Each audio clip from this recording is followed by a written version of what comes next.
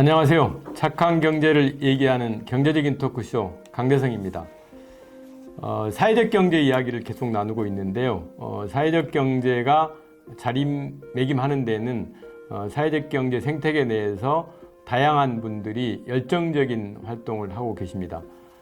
오늘 경북 지역 사회적 경제 활성화를 위하여 중간 지원 기관인 지역과 소셜비즈에서 커다란 역할을 하셨고, 모든 분들이 잘 아시는 경북 지역 사회적 경제 판로를 책임지고 있는 경상북도 사회적 기업 종합상사 협동조합 출연에 결정적인 역할을 하신 분입니다. 지금은 경북 구미에 소재하고 있는 소셜 캠퍼스 원 센터장으로 맹활약 중이십니다. 박철훈 센터장님 모셨습니다. 안녕하세요. 네, 안녕하십니까. 먼 길 와주셔서 감사합니다. 아이고. 먼저 자기소개를 예. 좀 거만하게 하셔도 됩니다. 아유, 우리 강대성 기자님께서 제 소개를 너무 좀 과분하게 해주신 것 같습니다. 예, 인사드리겠습니다. 저는 경북 지역에서 일하고 있습니다. 박철훈이라고 합니다. 제 소개라고 할 것 같으면 글쎄 지역 활동과 이 지역 사회적 경제 지원을 위해서 일하고 있는 센터장입니다만 사실상 실무 중심의 일을 하고 있습니다. 저희는 사실 사회적 기업, 마을 기업, 협동조합 활동 같은 이런 좀 보완적인 경제 활동입니다. 보완적인 기업 활동들이 지역을 살리고 또 지역을 좀 더 낫게 만드는데 아주 중요한 한 역할을 담당할 거라고 믿고, 그 신념 아래서 현장에서 일하고 있는 현장 실무자 내지는 현장 활동가, 그 일을 하고 있는 사람입니다. 우리 센터장님이 지금 말씀은 저렇게 아주 겸손하게 하시는데 정말 대단한 내공이 있으신 분입니다. 오늘 그 내공을 좀 풀어보겠습니다. 시청자분들께 그동안에 중간지원기관이라는 이야기도 한번 설명을 좀 드린 적이 있었는데, 중간지원기관, 지역과 소셜비즈, 그리고 소셜 캠퍼스 원 하는 일을 좀 비교 설명을 좀 간략하게 해 주실까요? 예, 사실상 동일한 성격의 기관, 장소입니다. 네. 지역과 소셜비즈는 아직까지는 우리나라는 사회적 기업 등 우리 사회적 경제 기업을 정부가 인정해서 그 지위를 배타적으로 쓰게끔 만들어 놓은 구조입니다. 사실은 아주 이제 민주주의와 또 시장 자본주의 역사가 오래된 서구 사회 같은 경우에는 사회적 경제를 그 사회가, 그 시민들이 이렇게 오랜 시간을 갖고 아주 오랜 합의와 또 축적된 그런 이제 에너지를 통해서 구축한 반면, 사실 우리는 이제 서구 선진국에 비해서는 그런 이제 경제 활동의 역사라든지 또 시민 인식의 이 개선 수준이 아직까지는 조금 모자라다 보니까 우선적으로 정부가 좀 리더십을 갖고 네. 추진해 나가고, 그 이후에 이렇게 서서히 민간으로 이렇게 네. 이전돼 나가면서 이렇게 나가는 그런 제도를 채택하고 있는데요. 그 일련의 과정들을 행정도 아니고 순수 민간도 아니라 그 중간에서 이음새 역할을 하는 이제 그런 기관입니다. 그래서 주로 이제 하는 일은 이제 정부가 설계한 그런 제도나 사업들을 실제 현장으로 이렇게 전파될 수 있도록, 이사님께서도 이제 경제학 또 시장경제 나름대로 조예가 굉장히 있으시지 않습니까? 우리가 이제 정부 재원을 이렇게 실제 필요한 현장에다가 이제 전달하는 그 과정을 고전적으로는 사막에서 아이스크림 배달하는, 네. 그런 걸 많이 표현하죠. 실제 막상 이렇게 필요한데 데리고 가려면은 온갖 누수 또 사중 손실 그런 걸 인해서 이제 애초에 이제 기대했던 효과를 이루지 못한다는 것이 이제 우려 섞인, 네. 그런 거인데 사실은 이제 중간 지원 체계 자체가 부족해서 그렇습니다. 네네. 그래서 이제 저희가 그런 역할을 하고 있는. 지금 소셜 캠퍼스 원은 가서 보면 어떤 일을 하고 있는지. 예. 소셜 캠퍼스는 말 그대로 이제 캠퍼스는 캠퍼스입니다. 네, 캠퍼스. 예, 캠퍼스인데 이제 소셜한 가치를 배우는. 네. 예.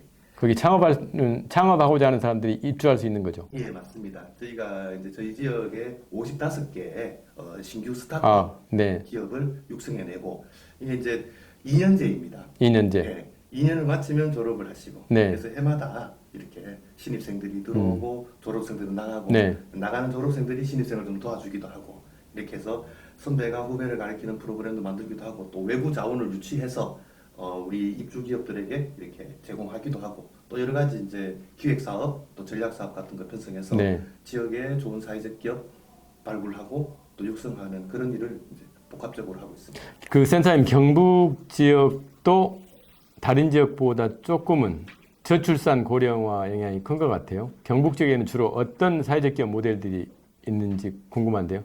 예, 아무래도 수도권하고는 많이 모양새가 좀 다릅니다. 전체 사회적 경제 중에서 약 한 40% 가까이가 농산 어촌 지역에서 특성을 볼 수 있는 농식품 네. 분야입니다. 아하. 그 이제 경북 지역 이야기 조금 나눴는데 우리 센터님이 생각하시는 사회적 기업의 지역사회 공헌 어떻게 이야기를 하고 싶으신가요? 두 가지로 아주 압축해서 말씀드릴 수 있겠습니다. 첫째 한 가지는 기존 복지 시스템의 보완, 두 번째는 새로운 일자리 수단의 창출. 네. 이 두 가지가 가장 핵심인 것 같습니다. 그 저희 사회적 경제를 이야기를 할 때 사회적 가치 이야기를 최근에 많이 하잖아요. 그래서 취약계층에 대한 특히 장애인에 대한 일자리 하나 만들어 가면 이게 상당히 정부에서 지출하는 사회복지 재정을 감축시킬 수 있다. 왜 그러냐면 그 장애인한테 나가는 여러 가지 복지 지출이 오히려 일자리를 만들어 줌으로 인해서 이제 오히려 이 일자리를 만들어서 월급 받아서 세금을 내는 어떤 정부의 기여자 입장으로 바뀌잖아요. 그래서 진짜 복지의 한 축을 담당할 수 있다. 저도 그렇게 생각을 합니다. 그동안에 이제 우리 센터님이 경북 지역에 있는 청년들한테 큰 희망을 주셨고 그런 꿈들을 실현하는데 마중물 역할을 많이 해오신 것 같은데 청년들의 사회적 기업 참여에 대해서 좀 상세히 설명을 좀 부탁드리겠습니다. 제가 이 일을 처음 시작했던 때가 이제 2009년인데요. 그때 제가 읽었던 하나의 보고서가 있습니다. 바로 청년 실업 해소를 위한 사회적 기업 역할이라는 보고서였습니다. 네. 이게 이제 삼성경제연구소에서 내놨던 보고서인데 제가 그 보고서를 읽었을 때 처음 드는 느낌은 머지않아서 이런 세상이 오겠구나. 네. 그게 이제 10년 넘은 지금에서 제가 이제 그때 그 믿음이 틀리지 않았구나 확신을 하는 건데요. 저희 경북 지역의 전체 사회적 기업 종사자 중 청년 고용률이 46.9%입니다. 이 수치는 2010년 당시 21.6%에서 무려 2배 이상 네. 월등히 뛴 수치들인데요. 아무래도 이제 기성세대들과는 달리 보람, 사회 참여, 직업 윤리, 그다음에 이제 자신의 그런 가치를 내 보이는데 훨씬 더 민감하고 또 그런데 직업적인 선택의 이유를 삼는 그런 청년들이 늘어났던 네. 그런 결과인 것 같습니다. 그 경북에 가끔 이제 강의를 가거나 이렇게 경북의 사회적 기업가들 만나서 토론을 좀 하다 보면 우리 이철우 지사님 관심이 정말 많으신 것 같아요. 그래서 이철우 지사님 어떤 지자체와 어떤 협업을 하면 어떤 시너지가 더 나는 것 같은데 지금 경북도하고 협업은 잘 되고 있죠. 곧 이제 지방선거기 때문에 뭐 제가 특정 후보자에 네. 대한 언급은 제가 할 수는 없고요. 뭐 적어도 제가 일을 시작하고 난 뒤에는요, 저는 최소한 이제 저희 지방 정부로부터 노라는 이야기를 한 번도 들어본 적이 없습니다. 네. 예, 그 얘기 뭐냐면은 민간에서 고민하고 제안한 내용들을 항상 지방 정부에서 채택해주고 네. 해보자, 도전해보자, 시도해보자. 물론 이제 정말 많은 실패를 봤죠. 정말 아마 성공한 것 10배 이상의 실패를 봤을 겁니다. 근데 이사님께서 저를 소개해 주셨을 때 이제 종합상사를 설계했다고 이렇게 말씀 주셨는데요.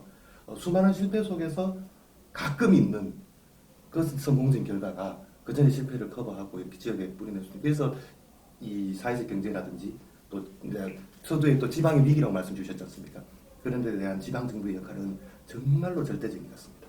그러니까 저는 이제 사회적 경제 조직에서 정부의 어떤 지원을 끌어내기 위해서는 정부가 정말 원하는, 그 다음에 전 국민 입장에서 볼 때 이게 정말 해피한 케이스로 가는 그런 프로젝트를 가서 제안을 하면 공무원 입장에서 안 받아들일 리가 없잖아요. 저는 이제 그 이유를 이제 교환 방정식이라고 네. 말씀드리고 있습니다. 그러니까 이제 지원이 아니라 대가를 지불하라. 우리가 창출할 수 있는 가치와 지방 정부에서 마땅히 해야 될 일을 맞바꾸자. 네. 근데 그 맞바꾸는 교환 방정식은 우리가 제시하는 이 함수 관계에서 가장 좋은 성과가 될 것이다. 라는 확실한 팩트와 네. 또 기대 효과가 포함된 그런 제안을 할 수 있어야 되는 거죠. 그 사회적 기업이 이제 이렇게 등장한 지 벌써 세월이 많이 흘렀잖아요. 앞으로의 사회적 기업 트렌드, 긍정적인 면, 부정적인 면 다 있을 것 같은데 우리 센터장님 보시는 트렌드는 어떠세요? 뭐 오늘 굉장히 이제 제한적인 시간 안에 많은 걸 설명드려야 되는데요. 예, 그래서 제가 그런 트렌드를 이렇게 한번 수록을 해봤는데요. 예, 그 ESG겠죠. 첫 번째는 뭐 부정할 수 없을 정도로 ESG인데 ESG와 사회적 경제 사실은 원칙적으로는 다르지 않아요, 한때. 네. 근데 이제 시장 소비자로부터의 인식이라든지 사회의 그런 이제 인지는 사실은 이제 좀 차이가 좀 있는 것 같은데요. 아마 이제 앞으로 사회적 경제 조직도 환경 문제에 소홀하고서는 아마 존속하기가 어려운 상황이 될 것 같습니다. 그래서 첫 번째로는 확고한 신념을 갖고 이제 ESG라고 말씀드리고 있습니다.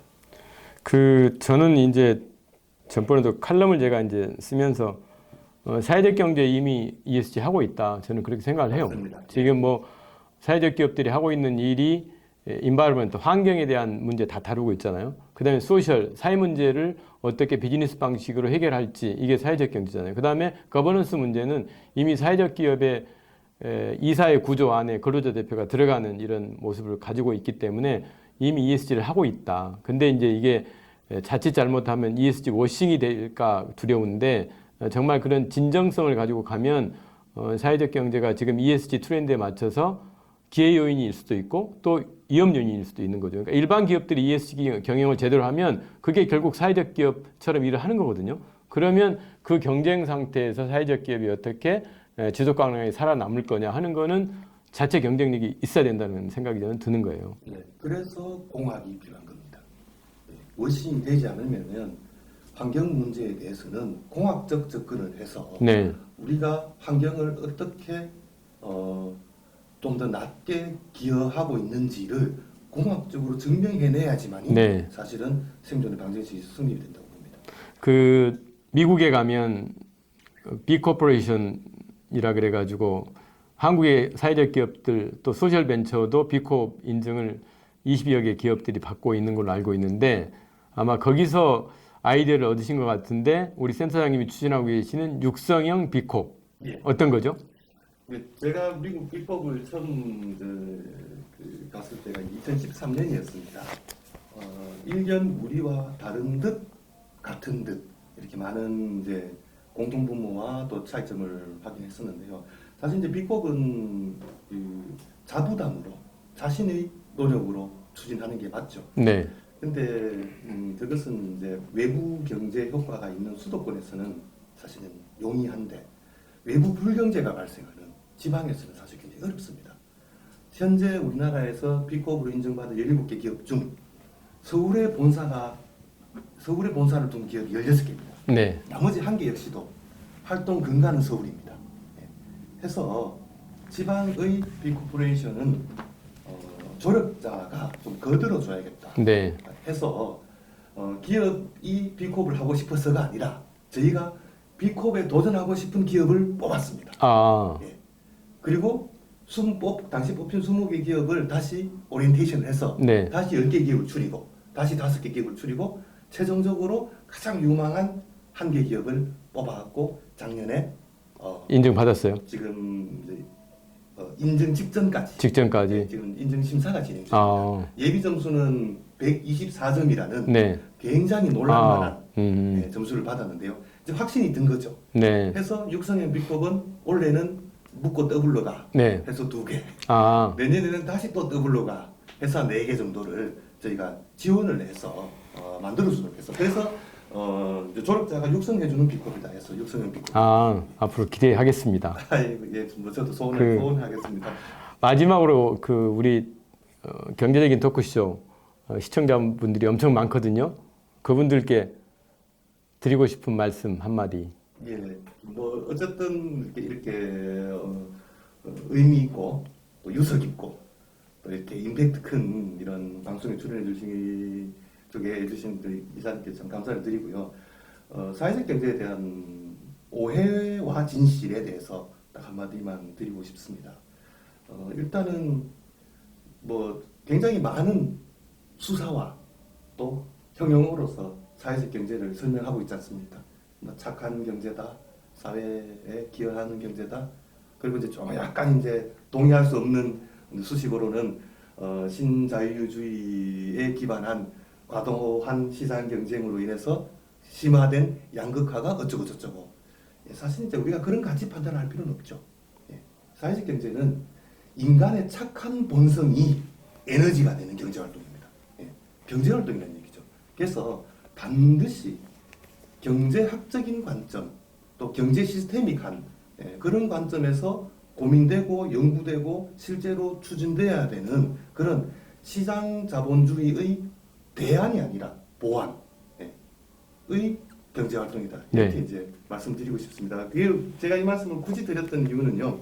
아직까지 우리 국민 중 3분의 2는 사회적 경제에 대해서 인지하지 못하고 계십니다. 아이도 갈 길이 멉니다. 예. 상주에서 올라오셔서 좋은 이야기 나누셔서 감사드리고요. 앞으로 더 나은 또 더 많은 사회적 가치를 만들어 내시는 모습 기대하고 응원하겠습니다. 감사합니다. 예, 고맙습니다. 사회적 경제 생태계에는 지원 조직들이 많습니다. 다양한 형태의 지원 조직들이 창업 단계에서 체계적인 학습을 진행하면서 전문가 멘토링도 병행하고 있습니다. 창업 과정에서 동일한 시행착오를 겪는 것은 자원 낭비라고 생각합니다. 이제 정부는 2023년부터 시작되는 제4차 사회적 기업 기본계획을 수립 중에 있습니다. 정부와 민간이 역할 분담을 하면서 사회적 경제 생태계가 더욱 견고해지길 기대해 봅니다. 마치겠습니다. 고맙습니다.